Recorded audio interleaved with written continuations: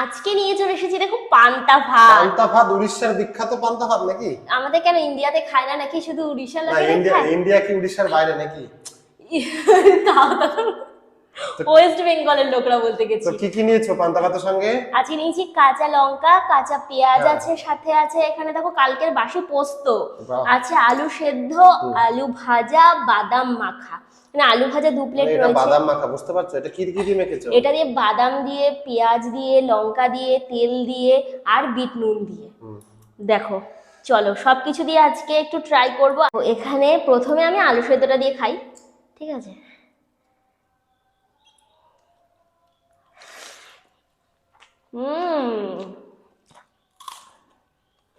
বাবা, তোমার খাওয়া দেখে তো জিভে জল চলে আসছে। এটা কি লঙ্কাটা কি মেখে নিচ্ছ নাকি? হ্যাঁ, একটু কাঁচা লঙ্কার গন্ধটা যেটা লাগে না, ফাটাফাটি।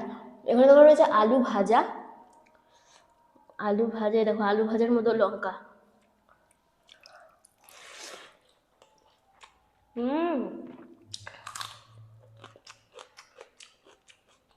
কেমন টেস্ট? প্রত্যেকটা জিনিসে আলাদা আলাদা টেস্ট। আচ্ছা, কালকের পোস্ত, আমি পোস্ত দিয়ে প্রথমবার পান্তা ভাত খাবো। বাসি পোস্ত দিয়ে বাসি ভাত নাকি? হ্যাঁ, এই যে কেমন লাগে তোমাদেরকে জানাচ্ছি। বাসি পোস্ত দিয়ে তো হেভি লাগবে। তোমাদের বাসি পোস্ত দিয়ে পান্তা ভাত কার কার ভালো লাগে অবশ্যই কমেন্ট করো।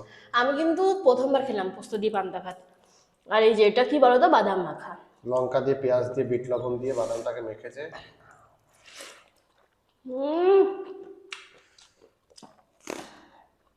এটা জাস্ট অমৃত। তোমাদের কার কার প্রিয় পান্তা ভাত অবশ্যই কমেন্ট করো। আর কোন আইটেমটা দিয়ে তোমাদের বেশি ভালো লাগে? আলু সেদ্ধ, আলু ভাজা।